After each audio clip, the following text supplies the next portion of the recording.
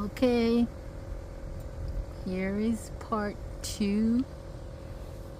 Yeah, I've been doing a lot of stuff. These guys are a little bigger. Ooh, look at this habanero. It's tiny, but it's coming up. And here you got a little friend coming up too. Oh my god! And look at these babies. Yeah.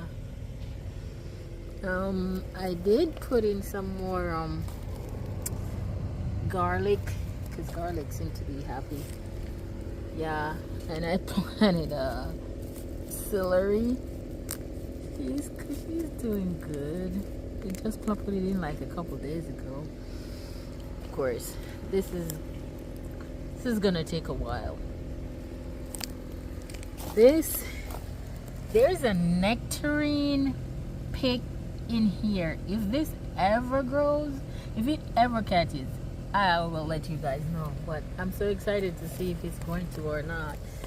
But so far, this is what I have. I'm gonna put in more stuff, but oh, you guys need to see the mango. It popped out. At least one of them popped out so far. And look, I mean, this is Arizona sun, so dang, I gotta hide it.